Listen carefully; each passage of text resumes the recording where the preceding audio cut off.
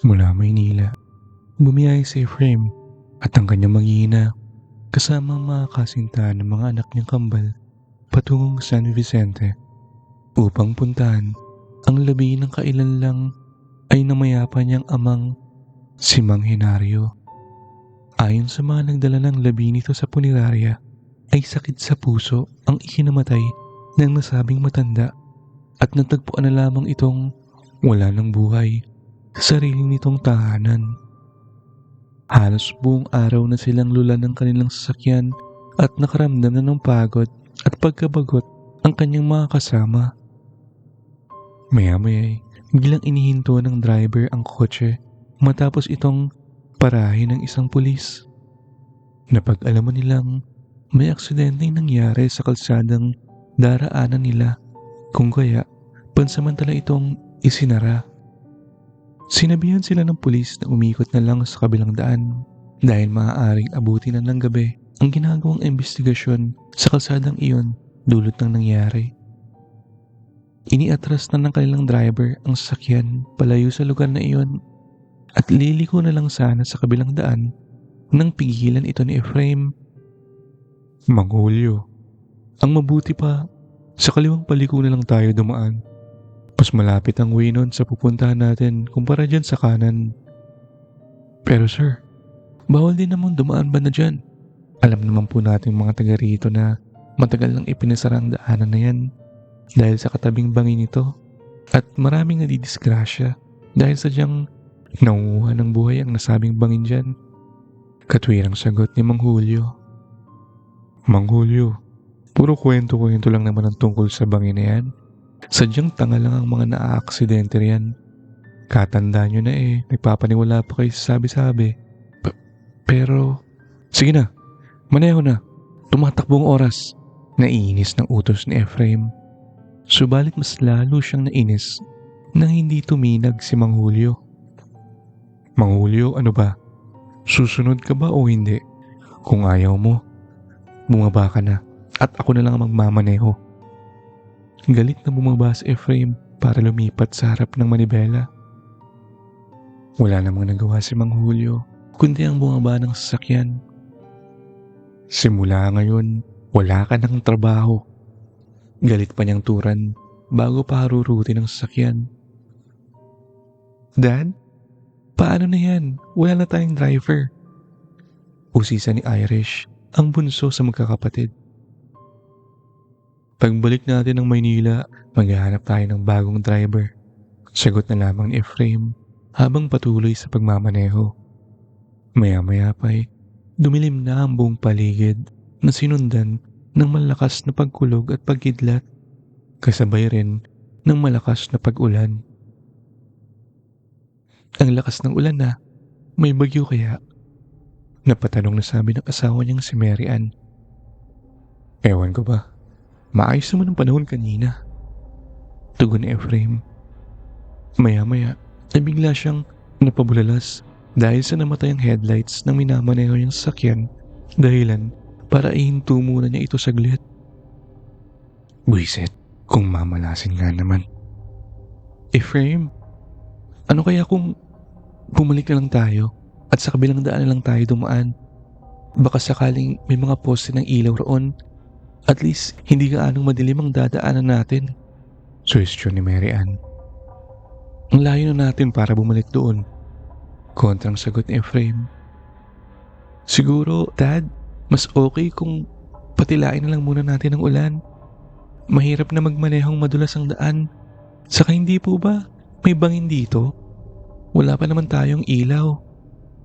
Sabat ni Irene, isa sa kambal niyang anak. Hindi na. Dire-diretso lang naman ang daanan na to Saka, malapit na rin naman tayo. Bakit magpapaantala pa? Ipinagpatuloy ni Efraim ang pagmamaneho, ngunit ilang sandali lang ay napabusina siya ng malakas nang maaninag ang tila isang tao na papatawid sa daan. Subalit sa halip na umiwas, ay huminto pa ito sa gitna. Sinubukan ni Efraim na magpreno, ngunit ganoon na lang ang pagkabalisa niya nang mapagtantong hindi gumagana ito. Sa sobrang pagkataranta ay naikabig niya paliko ang sasakyan, dahilan para tuloy-tuloy silang bumulusok pababa sa katabing bangin sa gilid ng kalsada. Pupungas-pungas si Efraim nang sa pagmulat ng kanyang mga mata ay nasilaw ito sa matinding liwanag dulot ng haring araw.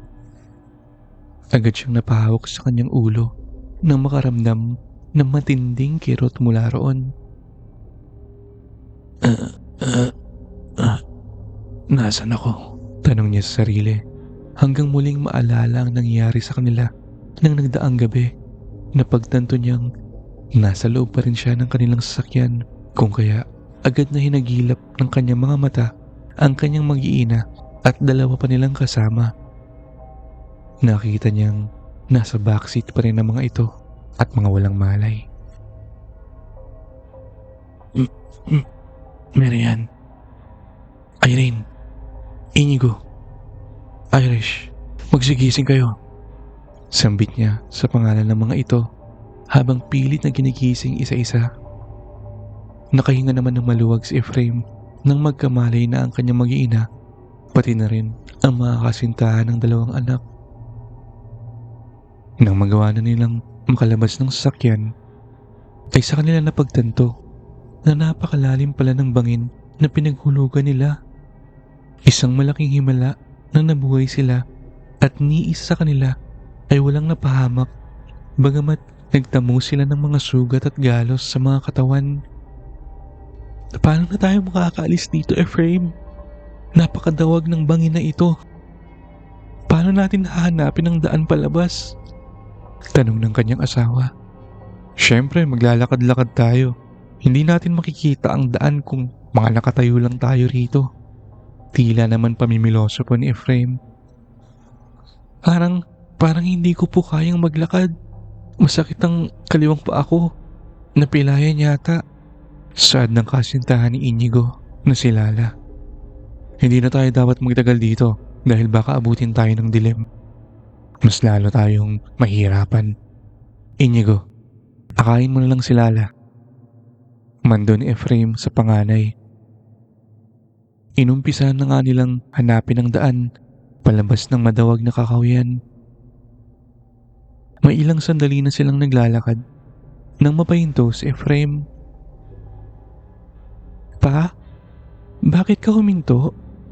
Usisa ni Irish. Parang may sumusunod sa atin. Sumusunod?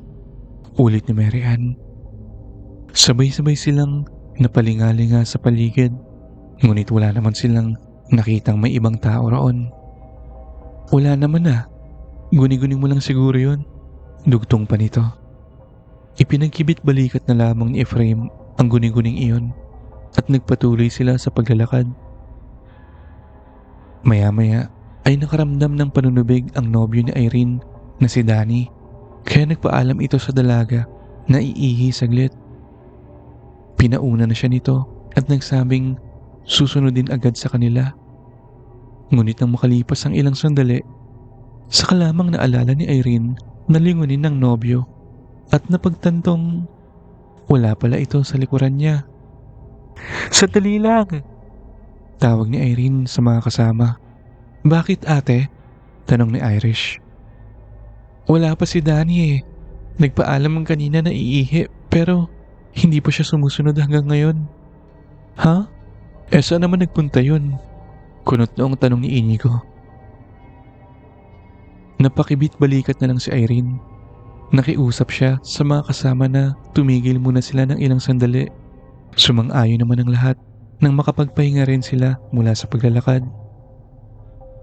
Ngunit ilang sandali na ang lumipas, wala pa rin ang nobyo ni Irene. Nakaramdam na rin ang pagkainip si Efraim, kaya nagpa siya itong tumuloy na sila sa paglalakad. Kahit wala pang boyfriend ng anak, sinabi na lang nito kay Irene na pababalikan na lang ang nobyo nito sa mga rescuer oras na makalabas sila roon. Wala namang magawa ang dalaga kundi ang sumunod sa mga kasama, bagamat labag sa kalooban nito na iwan ng kasintahan sa kasukalan na iyon. Oh my gosh, ano to? Bulalas na tanong ni Irish matapos mapatda sa paglalakad dahil sa kung anong mainit-init na likidong bumagsak sa kanyang noo at nang kapain niya ay nakita niyang kulay pula ito. Ano yan? Dugo ba yan? Usisang tanong naman ni Irene pagkalapit sa kapatid. Nang biglang, pare-pareho silang napatili sa gulat at takot nang mula sa itaas, bumagsak ang isang katawan na duguan at walang ulo. Teka, parang katawan nito ni Kuya Danny. Hindi ba ganyan ang itsura ng suot niyang damit? Alinlangang saad ni Irish nang tila makilala ang katawang wasak ang dibdib at pugot ang ulo.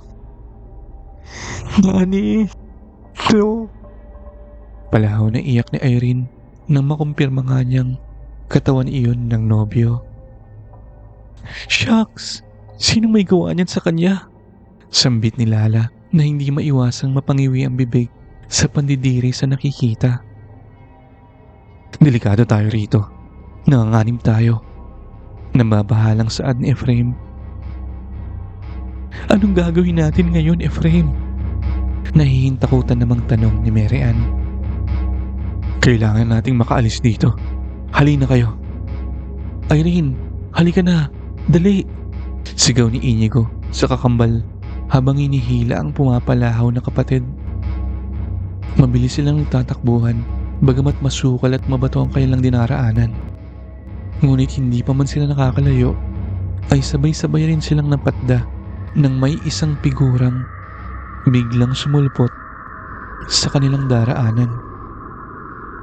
Bagamat mataas ang araw at maliwanag sa kinaroroonan nila, hindi nila magawang makilala ang nasa harapan nila sapagkat balot na balot ng itim na damit ang buong katawan nito, maging ang ulo at muka. Iisa ang kanilang tanong, sino ang taong iyon at ano ang pakay nito sa kanila? Ang kaninang magkahalong hingal at kaba ay nadagdagan ng matinding pagkasindak at takot nang mula sa likuran ay unti-unting inilitaw ng nilalang na nasa harapan nila ang isang kamay nitong may nakaririmarim na itsura. Tila naagnas na ang kamay na iyon at kitang-kita ang nakalitaw ng buto nito, ngunit kakaiba ang mga daliri sapagkat mas mahaba ang mga ito at matutulis kaysa sa karaniwang daliri ng tao. Basa ito ng pulang likido na mukhang sariwa pa, ngunit ang mas ikinagimbal nila ay nang makita nila ang hawak ng isa pa nitong kamay, ang isang pugot na ulo ng tao. Kapwa sila napasigaw nang ihagis ito ng nilalang na iyon sa kanilang harapan at makilala ang nagmamay-ari ng ulong iyon. Danny! My God! Danny! Danny! My God! Danny! Palahaw na iyak ni Irene. Umalis na tayo rito. Takbo na! Gimbal na sigaw ni Ephraim. Muli silang nagkaripasan ng takbo at dahil na rin sa takot at pagkataranta ay nagkahiwa-hiwalay sila. Samantala, sa kagustuhan ni Ephraim na makaalis na sa lugar na iyon, dulot ng matinding takot at pagkagimbal, walang tigil siyang tumakbo, kaya't hindi niya namalayang napahiwalay na siya sa kanyang mga kasama. Kung hindi pa siya nadapa, ay hindi pa niya mapagtatantong nag-iisa na lamang siyang tumatakbo sa gitna ng kakahuyang iyon. Mary Ann, Irish, Inigo, Irene, nasaan na kayo? Tawag niya, ngunit wala siyang naririnig na sagot mula sa isa man sa mga ito. Binubundulan ng kaba ang kanyang dibdib nang makarinig siya ng mga pagkaluskos sa paligid. Muli niyang tinawag ang pangalan ng mga kasama sa pag-aakalang isa sa mga ito ang may likha ng mga kaluskos na iyon. Lala? Nakahinga siya ng maluwag na mapagsino ang may gawa ng pagkaluskos. Bagamat nakatalikod ito sa kanyang kinaroroonan, ay nakilala niya ito sa suot nitong damit. Nagmamadali siyang nilapitan ito. Lala, nasan sila? Agad niyang tanong dito, subalit hindi ito sumagot na tila hindi siya narinig. Tinapik niya ito, ngunit hindi pa rin gumalaw. Kinakabahan man, ay lakas loob niyang pinihit ang katawan nito paharap sa kanya.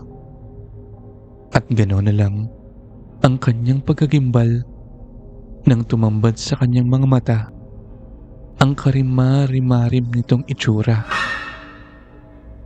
Dilat na dilat ang mga mata nito at wasak ang dibdib na tila ba sadyang hiniwa iyon ng isang napakatalim na kutsilyo. At mula roon ay umaagos ang kulay pulang likido. Kitang-kita rin niyang bahagya pang tumitibok-tibok ang puso roon. Tanda ng nag-aagaw buhay pa ito. Halos mapasigaw siya sa sindak at takot habang paatras na umaakbang. Nasa isip na niya ang kumaripas ng takbo, ngunit isang malakas na hampas sa ulo ang nagpawala sa kanyang ulirat. Nasaan ako? Sino ka? Agad na tanong Efraim nang sa pagmulat ng kanyang mga mata ay ang estrangherong may nakakatakot na kamay ang tumambad sa kanya. Sinubukan niyang gumalaw nang hindi sumagot ang kaharap para lang sa huli ay mapagtanto niyang nakagapos ang kanyang mga kamay at paa. Ano to? Bakit ako nakagapos? Pakawalan mo ako. Ano bang kailangan mo sa akin? Gusto mo bang pakawalan kita? Sige. Tugon nito na may kasamang nakakalokong tawa at pagkadakay lumapit sa kanya at isa-isang pinigtas ang mga lubid na nakatali sa kanyang mga kamay at paa gamit ang matulis at mahabang kuko nito sa gitnang daliri. Kakaripas na sana agad ng takbo si Efraim nang makawala siya sa pagkakagapos, subalit mabilis din siyang pinigilan ng estanghero. Sandali, aalis ka na agad? Paano naman sila? Iiwan mo ba ang mga kasama mo? Wika nito, sabay turo sa isang sulok kung saan naroon ang mag-ina ni Efraim na pare-parehong nakagapos at may takip sa mga bibig. Bagamat hindi maisatinig ng mga ito ang labis na takot, ay kitang-kita naman iyon sa kanilang mga mata. Mary Ann, mga anak! Malakas niyang sambit. Dadaluhan niya sana ang mga ito, ngunit mabilis na humarang ang estanghero at itinutok sa harap niya ang matulis nitong daliri, kung kaya bigla rin siyang napaatras. Teka lang, hanggang dyan ka lang. Hindi mo pa sila maaaring lapitan. Hanggat hindi mo ako nakikilala. Malumanay nitong sabi. Kasunod ay tumawa ng tila ng iinis. Sino ka ba? Wala akong panahong makipaglaro sa'yo. Pakawalan mo na mag-iin ako. Sino ako? Hindi mo na ba talaga nakikilala man lang ang boses ko? Napakunot ang noo ni Efraim sa sinabing iyon ng kaharap. Pilit niyang kinikilala ang boses nito, ngunit hindi niya matandaan o makilala ito. Okay, talagang nakalimutan mo na ako. Nakalimutan mo na ang nag-iisa mong kapatid. Kapatid? Baliw ka? Wala akong kapatid. Matagal na siyang naputol ang iba pa sanang sasabihin ni Efraim nang bigla siyang matigilan. Matapos alisin ng estanghero ang telang nakabalot sa mukha nito. Alfred? Hindi. Imposible. Matagal ka nang patay. Hindi makapaniwalang bulalas niya nang makilala ang kaharap. Bagamat naaagnas na ang kalahating mukha nito, ay nagawa pa rin niyang makilalang sariling kapatid na sa pagkakaalam niya ay matagal nang patay. Oo, matagal na nga akong patay.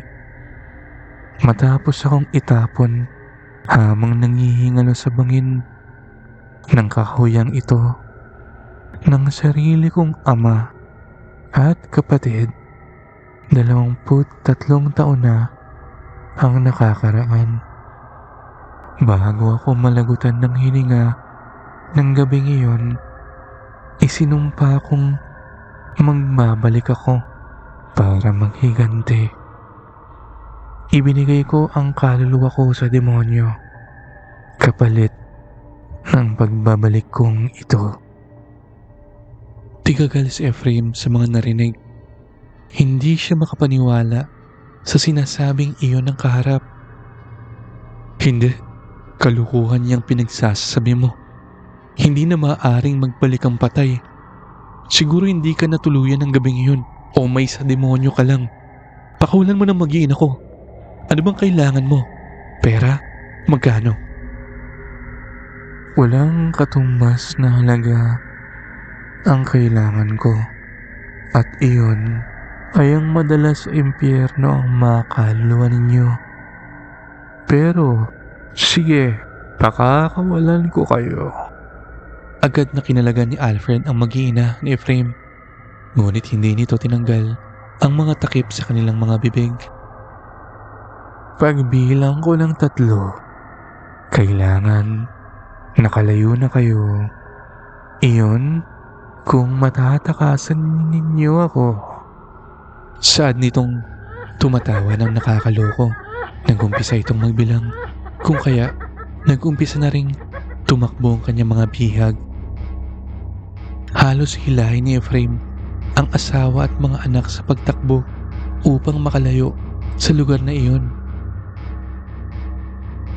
Ngunit hindi pa man nagtatagal, ay mabilis nang nakasunod sa kanila si Alfred. Nagawa nitong abutan ng bunsong anak ni Efraim na si Irish. Nagpapasag naman sa takot ang kawawang bata habang humalakak naman ng nakakakilabot ang nakakatakot na lalaki. Takot naman si Efraim at ang kanyang mag-iina nang makitang nabihag ulit ni Alfred ang kanilang bunso. Pakawalan mo siya, parang awa mo na. Sigaw na pakikiusap ni Efraim. Ngunit tila bingi ang lalaki at walang sabi-sabing hiniwa ng matalas nitong kuko ang liig ng batang babae. Kitang-kita nila kung paanong humiwalay ang ulo ni Irish sa kanyang katawan. Nagpapalaho sa sindak si Efraim sa karimari-marim na sinapit ng bunsong anak, ni hindi naman makuhang sumigaw ni na Mary Ann, Irene at Inigo dahil nakatakip pa rin ang kanilang mga bibig at hindi nila magawang alisin ang mga ito. Halos mabaliw si Mary Ann sa nasaksihan. Wala sa sariling nagtatakbo itong papalapit sa bangkay ng bunsong anak. Mary Ann, huwag kang lumapit sa kanya, sigaw ni Efraim sa asawa. Ngunit huli na ang lahat dahil hindi pa man lumusang nakakalapit si Mary Ann sa bangkay ng anak ay sinalubong na ito ni Alfred at sa isang kumpas ng kamay nito sa ere ay nagawa nitong paghati-hatiin ang katawan ng babae nang walang kahirap-hirap. Tila chinap-chap namang bumagsak ang nagkapira-pirasong katawan nito sa lupa. Hindi na nakayanan ni Irene ang mga nasaksihan kung kaya't Nagtatatakbo ito palayo sa lugar na iyon. Mabilis namang sumunod sina Efraim at Inigo. Walang tigil sa pagtakbo ang mag-aamang Efraim at Inigo. Dalawa na lang silang magkasama sapagkat nawala na sa paningin nila si Irene at hindi rin nila alam kung paano ito hahanapin. Halos hambulin na rin nila ang kanilang mga hininga sa hingal at pagod, ngunit hindi naman nila magawang tumigil sa takot na maabutan sila ng mamamatay na lalaki. Sa mga sandaling iyon, hindi pa rin makapaniwala si Efraim kung tunay nga bang nangyayari ang lahat ng iyon o isa lang itong malagim na bangungot. Hindi rin niya lubos maisip kung tunay rin bang nabuhay ulit ang kanyang kapatid na si Alfred. 23 taon na ang nakakalipas. Nagkaroon sila ng pagtatalo noon ng nakababata niyang kapatid na si Alfred matapos niyang nakawin ng perang inipon nito. Hanggang naabutan sila ng kanilang ama na nagpapangbuno at dahil simulat sa pool ay malaki na ang galit ng kanilang ama sa kanilang bunso ay mas kinampihan siya nito. Si Alfred kasi ang sinisisi ng kanilang ama sa maagang pagkawala ng kanilang ina. Namatay kasi ito nang dahil sa panganganak kay Alfred. Nang gabing iyon ay sinaktan ng gusto ni Mang Henaryo ang bunsong anak na parabang iyon ang pagkakataon upang ibuhos ang lahat ng galit dito. Sa halip naman awatin ni Efraim ang ama, ay sinulsulan pa niya itong bugbugin pa ng husto si Alfred at saka na lamang niya ito inawat nang mapansin niyang hindi na gumagalaw ang kapatid. Napagtanto nilang naghihingalo na ito. Tila naman biglang natauhan si Mang Henaryo kung kaya nagpatulong siya kay Efraim na dalhin sa ospital si Alfred. Ngunit sa halip ay minungkahi pa ng huli na itapo na lang sa malayo ang katawan nito. Anya pa, baka questionin ng mga doktor kung ano ang nangyari dito at managot ang kanyang ama kapag nalaman ng mga ito na ito mismo ang nanakit sa sariling anak. Sa takot at pagkalito, napasang-ayon na lang si Mang Henaryo sa gustong mangyari ni Efraim. Gamit ang sarili nilang sasakyan, humanap sila ng lugar na mapagtatapunan ng naghihingalong si Alfred. Hindi naging hadlang ang masamang panahon para ituloy nila ang maitim nilang plano. Hanggang mapadaan sila sa isang bangin at naisipan nilang doon na lang itapon si Alfred. Sa tarik ng bangin na iyon ay imposibleng mabuhay pa ang lalaki. At kung nakaligtas nga ito, bakit nagkagano ng itsura nito? O totoo kayang ibinigay nito sa demonyo ang sariling kaluluwa para lang makapaghiganti sa kanila?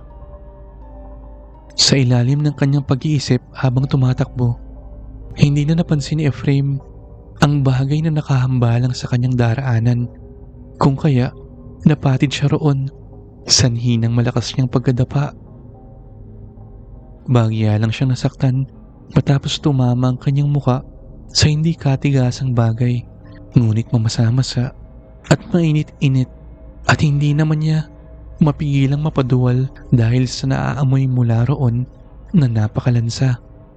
Agad siyang bumangon para pagmasdan kung ano ito at tuluyan ngang bumaliktad ang kanyang sikmura matapos mapagtantong isang walang buhay na katawan ang bagay na iyon. Ang bangkay ng anak na si Irene. Wakwak ang dibdib nito at nakalabas ang puso. Pagupang siyang napaatras habang nanginginig ang katawan. Pakiramdam niya ay sasabog na ang kanyang ulo sa mga oras na iyon. Hindi pa man siya nakakabawi sa pagkasindak ay bumagsak naman sa kanyang harapan ang katawan ni Inigo. Kitang-kita niyang kumikisay-kisay pa ito habang bumubulwak ang masaganang dugo mula sa bibig at wakwak na leeg nito. Tama na. Hindi ko na kaya. Ayoko na. Sigaw niya. Sa gitna ng kanyang paghahagulhol, hawak niya ang sariling ulo. Pakiramdam niya ay unti-unting lumalaki iyon at anumang oras ay sasabog na ito. Sa pagkakataong iyon ay lumitaw sa harapan niya si Alfred. Napatunghay siya sa mukha nito at mula roon ay kitang-kita niya ang nakakalokong ngisi nito. Ikaw, hindi totoong nabuhay ka. Isa kang demonyo. Demonyo ka. Sigaw niya rito na sinundan ng malakas na pagtawa. Hindi mo ako malilinlang. Hindi ikaw si Alfred. Patay na siya. Patay na. Patuloy siya sa pagtawa. Ngunit maya-maya rin ay sinundan iyon ng pag-iyak. Tuluyan na ngang bumigay ang pag-iisip ni Ephraim. Tama na. Tapusin mo na rin ang buhay ko. Your wish is my command. Nakangisi namang wika ni Alfred at wala nang inaksepang sandali. Hinawakan niya sa buhok ang nababaliw ng si Ephraim at iniangat ito sa ere at walang pakundangang pinutol ang ulo nito. Humahalakhak sa tagumpay at tuwa ang lalaki habang naglalakad palayo at tangan ang pungot na ulo ni Ephraim.